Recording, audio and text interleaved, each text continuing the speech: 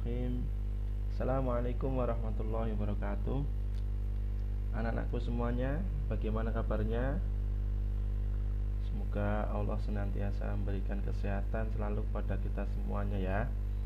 Baik anak-anak, hari ini adalah hari yang pertama kalinya kalian di kelas 4 yang akan belajar tentang tematik tema 1.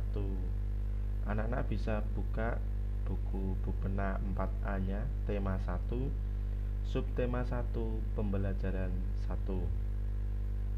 Baik anak-anak semuanya, sebelum kita akan melaksanakan pembelajaran daring lewat video yang akan Pak Guru sampaikan ini, mari kita awali dulu belajar kita pada hari ini dengan membaca basmalah bersama-sama.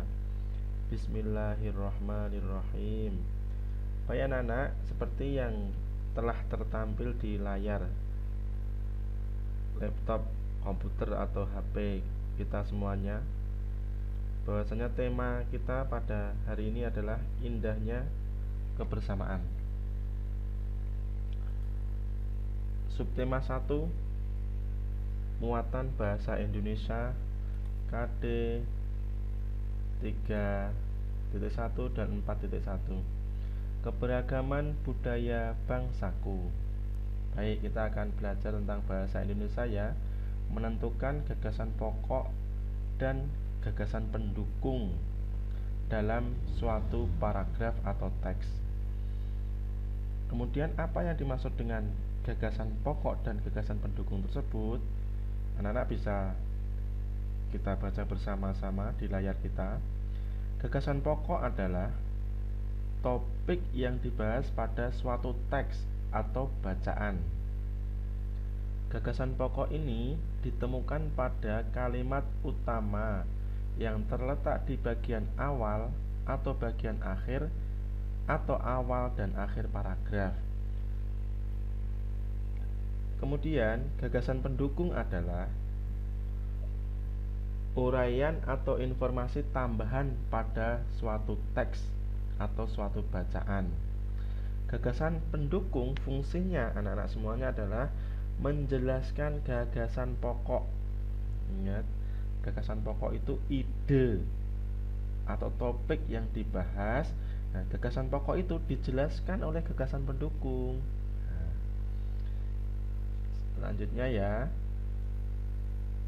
cara menentukan gagasan pokok dan gagasan pendukung. Nah, baik, yang pertama adalah kita wajib membaca teks atau bacaan dengan cermat, teliti. Yang kedua, kita benar-benar harus mencermati kalimat pertama hingga kalimat terakhir pada setiap paragraf. Yang ketiga, kita harus menemukan kalimat utama dan kalimat penjelas dalam suatu paragraf. Kalimat utamanya di mana, kalimat menjelasnya di mana. Kemudian, pasti anak-anak bingung ya, apa itu kalimat utama dan apa itu kalimat penjelas. Oke, baik, pelan-pelan kita akan bahas ya.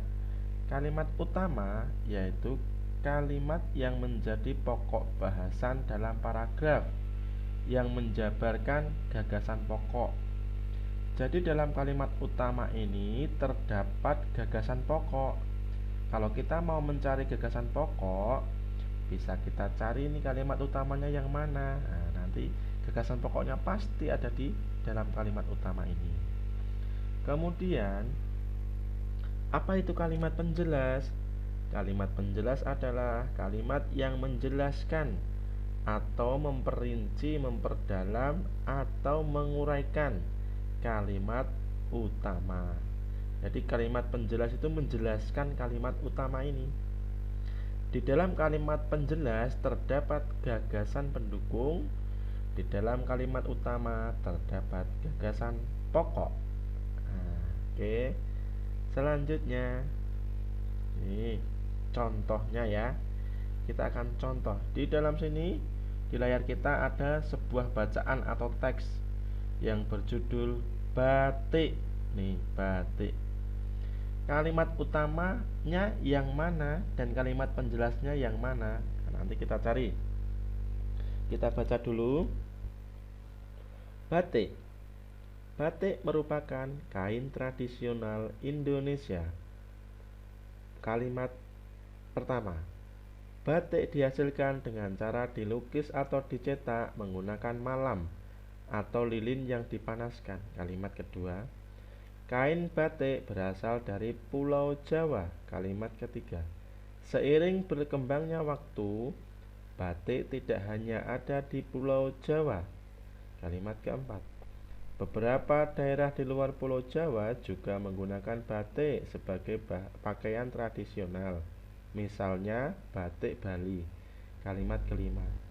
Nah, anak-anak, dalam bacaan ini, satu paragraf ini terdapat 5 kalimat ya. Karena satu kalimat itu pasti diakhiri oleh titik nih. Nih dari sini batik ini satu, dimulai lagi set sampai titik 2. Dari sini sampai titik 3, kemudian sampai titik lagi 4. Dari sini sampai titik ini 5. Ada 5 kalimat dalam paragraf ini. Nah, kalimat utamanya yang mana anak-anak? Nih, kalimat utamanya adalah yang hurufnya hitam, terbol ini, hitam besar sampai sini, sampai Indonesia. Batik merupakan kain tradisional Indonesia. Kenapa ini disebut sebagai kalimat utama? Karena kalimat setelahnya ini, batik dihasilkan, kemudian kain batik berasal dari, kemudian berkembangnya waktu. Nah, karena kalimat yang setelah kalimat pertama ini sifatnya itu menjelaskan kalimat pertama. Batik itu dijelaskan dengan cara apa? Nih, dihasilkan dari cara dilukis. Kemudian kain batik dari Pulau Jawa. Semua ini menjelaskan kalimat utama. Jadi kalimat utama yang mana? Nih, batik merupakan kain tradisional Indonesia. Oke, yang kedua, kalimat penjelas. Nah, ini bacaannya sama ya, seperti tadi ya. Batik merupakan kain tradisional Indonesia. Nah, kalimat penjelasnya yang mana? Ini yang bertanda fontnya atau hurufnya itu hitam, dibesarkan ini. Dari sini sampai terakhir ini namanya kalimat penjelas. Kenapa disebut sebagai kalimat penjelas? Karena ini tadi menjelaskan batik. Nah, jadi batik merupakan kain tradisional Indonesia itu dijelaskannya dengan cara apa? Nih, kain batik itu dihasilkan dengan cara dilukis. Kemudian kain batik berasal dari Jawa. Kemudian persebarannya bagaimana, tidak hanya di Pulau Jawa. Nah, sampai kalimat terakhir. Maka ini disebut sebagai kalimat penjelas. Oke, selanjutnya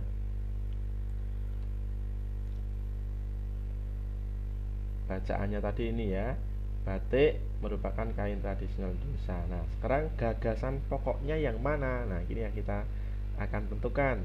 Tadi kita sudah tahu ya, kalimat utamanya di mana. Kalimat utamanya terletak di awal kalimat. Awal nih. Kalimat pertama.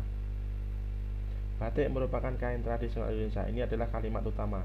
Jadi gagasan pokoknya adalah ya di sini. Kalimat utama ini, nah, batik sampai Indonesia ini namanya kalimat utama. Ini berisi gagasan pokok. Gagasan pokoknya adalah batik merupakan kain asli Indonesia.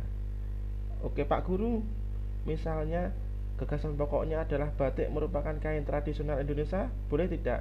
Boleh. Jadi batik merupakan kain tradisional Indonesia, gitu juga boleh. Oke, itu gagasan pokoknya. Selanjutnya adalah gagasan pendukung. Gagasan pendukung tadi terdapat di mana? Terdapat di kalimat penjelas. Dari mana? Dari kalimat kedua kain batik ini sampai terakhir. Ini namanya kalimat penjelas. Gagasan pendukungnya apa? 1. Cara membuat kain batik. Ini terletak di mana nih? Kain batik dihasilkan dengan cara dilukis. Jadi gagasan pendukungnya adalah cara membuat kain batik. Gagasan pendukung yang kedua, tempat asal kain batik. Mana? Nih, kain batik berasal dari Pulau Jawa, boleh. Nah, kalimat gagasan mendukung yang ketiga, nih persebaran kain batik. Ya, seiring berkembangnya waktu, batik tidak hanya di Pulau Jawa. Nah, ini di luar pulau juga ada batik. Nih, ada pertanyaan Pak Samsul, Pak Guru. Misalnya saya menulis nih gagasan pendukungnya itu kalimat penjelas ini kain batik dihasilkan dengan cara dilukis, itu boleh? Boleh. Anak-anak misalkan menulis ini adalah gagasan pendukungnya, itu boleh. Tidak misalkan kesulitan untuk merangkum ide gagasan pendukungnya, boleh, diperbolehkan. Kemudian selanjutnya anak-anak semuanya kita akan belajar pergi ke muatan IPS sekarang, KD 3.2. Bentuk-bentuk keragaman. Nih, apa sih yang dimaksud dengan keragaman? Keragaman adalah suatu kondisi dalam masyarakat yang terdapat bermacam-macam perbedaan. Ingat, bermacam-macam ini di Pak Samsul garis bawah ya, Pak Guru garis bawah ya. Atau bermacam-macam suku bangsa, bahasa, agama, budaya, dan lain-lain. Karena masih banyak lagi nih anak-anak sekalian, bermacam-macam karakter, bermacam-macam gender, bermacam-macam rumah, adat istiadat, dan sebagainya. Ya, kondisi bermacam-macam keadaan inilah yang dinamakan keragaman. Nah, oke. Contoh 1. Keragaman suku bangsa. Apa itu suku bangsa? Yaitu sekelompok golongan yang hidup bersama di suatu tempat dan memiliki ciri budaya yang sama. Ini contohnya, perempuan suku Bali memakai kebaya dalam kehidupan sehari-hari. Mereka membuat anyaman sebagai tempat sesajen secara bergotong royong. Contoh suku bangsa di Indonesia.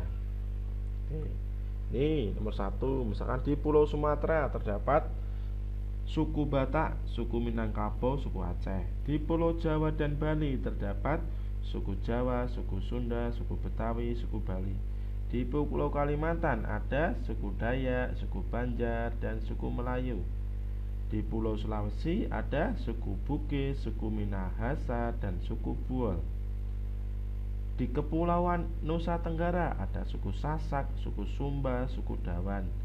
Di Kepulauan Maluku dan Papua ada suku Tobelo, suku Dani, dan suku Asmat. Nah, keadaan ini bermacam-macam suku ini juga disebut sebagai keragaman suku. Sekarang keragaman bahasa. Nah, ini gantian bahasa ya. Bahasa adalah alat komunikasi yang digunakan oleh manusia. Bahasa yang digunakan setiap suku bangsa berbeda-beda. Contohnya, nih bahasa Batak Sumatera Utara, bahasa Sunda Jawa Barat, bahasa Betawi DKI Jakarta. Kalau bahasa orang Jogja, orang Jawa Tengah apa? Bahasa daerahnya bahasa Jawa.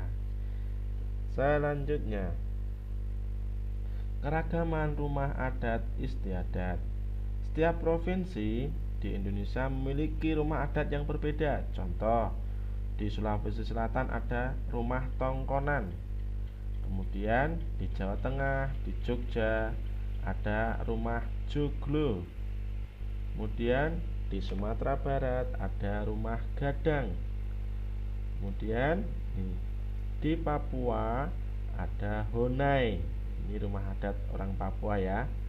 Kemudian setelah kita pelajari rumah adat daerah tadi, selanjutnya adalah keragaman tarian. Tari ini setiap suku juga memiliki tari sendiri-sendiri. Misalnya orang Bali, suku Bali punya tari kecak.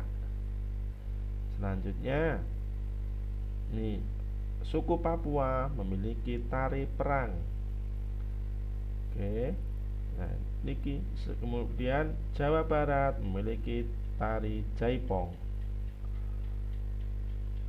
Selanjutnya setelah tari kita akan menuju ke keragaman pakaian tradisional. yaitu pakaian khas suatu daerah yang biasanya dipakai dalam acara adat. Contoh, orang Sumatera Barat mempunyai pakaian adat berupa bundo kanduang. Jawa Tengah mempunyai pakaian adat beskap, Bali payas. Ini contohnya. Payas itu seperti ini orang Bali, kemudian orang Sumatera Barat punya seperti ini, bundo kanduang. Selanjutnya, setelah keragaman pakaian, selanjutnya adalah keragaman senjata tradisional. Senjata tradisional digunakan sebagai pelengkap pakaian adat. Contoh, rencong, ini senjata tradisionalnya orang Aceh. Keris, senjata tradisionalnya orang Jawa. Tombak trisula, nah ini senjata tradisionalnya orang suku Sumatera Selatan.